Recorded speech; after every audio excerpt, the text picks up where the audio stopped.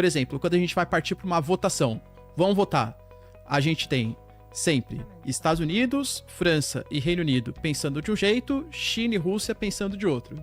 Aí tudo que os americanos querem, os russos vetam. Tudo que a Rússia quer, os americanos vetam. E a ONU acaba ficando totalmente inoperante. Israel, por exemplo, já criticou o Antônio Guterres, que é a liderança.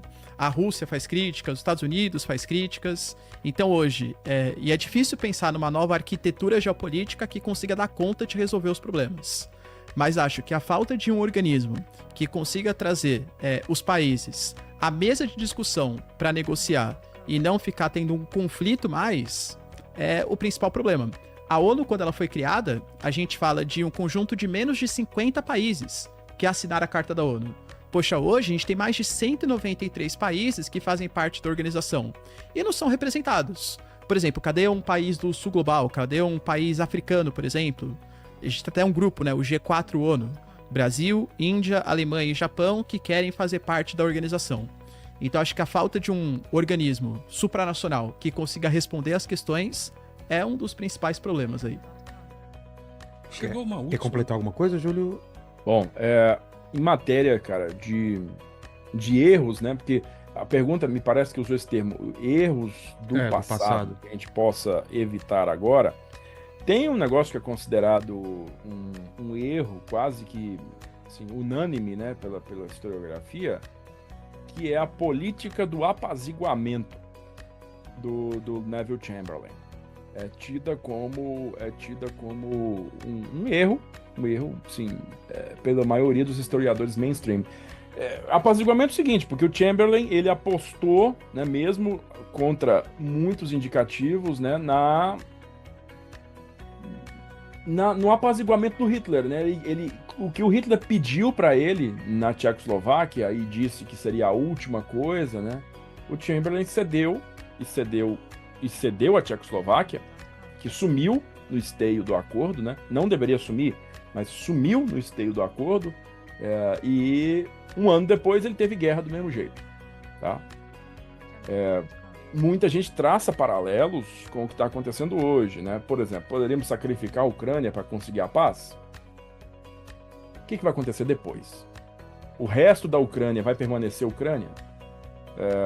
Você garante que não vai ter uma instabilidade interna, como teve no restante da Tchecoslováquia, que forçaria uma nova liderança pró-Putin a pedir um protetorado russo sobre o território, e aí a Rússia acaba por absorver o resto da Ucrânia, e aí coloca a Rússia na fronteira da Romênia, na fronteira da Polônia, né?